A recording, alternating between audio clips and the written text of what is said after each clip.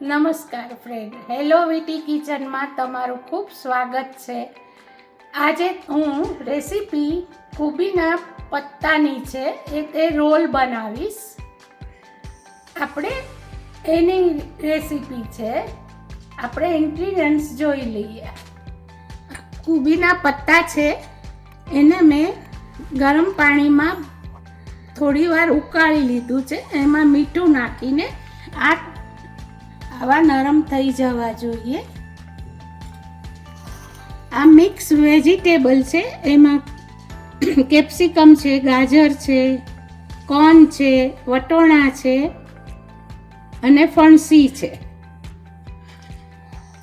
1 table spoon આદુ મરચાંની paste છે. આ ચીઝ છે. જોઈતા પ્રમાણમાં મીઠું. આ મરી છે 5 ચમચી. આ 5 ચમચી ચીલી ફ્લેક્સ છે. આ ચણાનો લોટ છે અડધો વાટકો.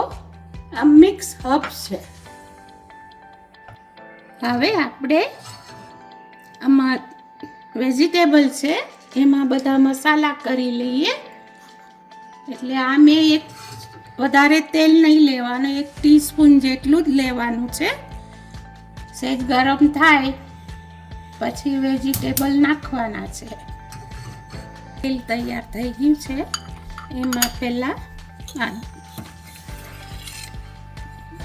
પહેલા આપણે આદુ મરચાંની પેસ્ટ જરાક સોતળી લઈએ.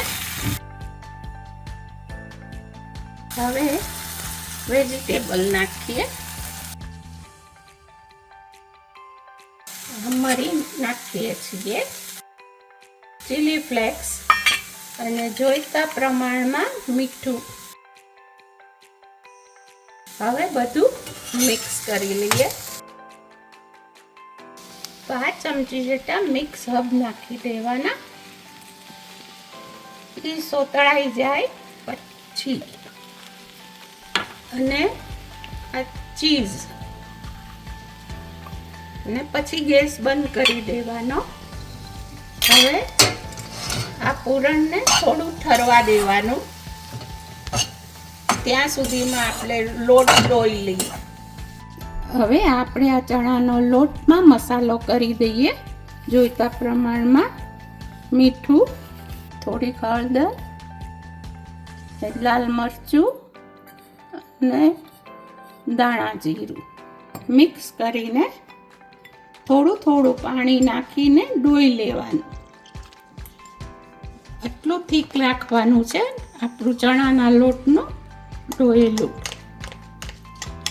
આપણે આને સેલો ફ્રાય કરવાના છીએ રોલને, એટલે મેં તેલ મૂકી દીધું છે ને હવે આપણે રોલ વાળી લઈએ.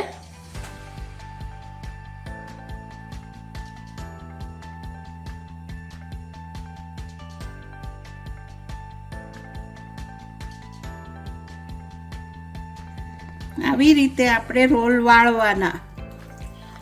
આવી રીતે આ લોટમાં ઉપર મૂકવાનું છે. સરસ રીતે બધી બાજુ લાગી જાવો જોઈએ.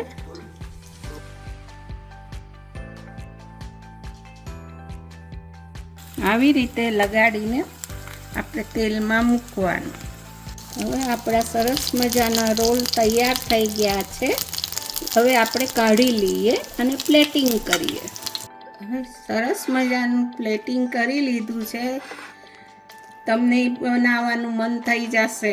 જો ચાખો બહુ સરસ લાગે છે ટેસ્ટમાં. મજાના રોલ તૈયાર થઈ ગયા છે. તમને ગમશે, બનાવજો. ટેસ્ટમાં બહુ સરસ લાગે છે.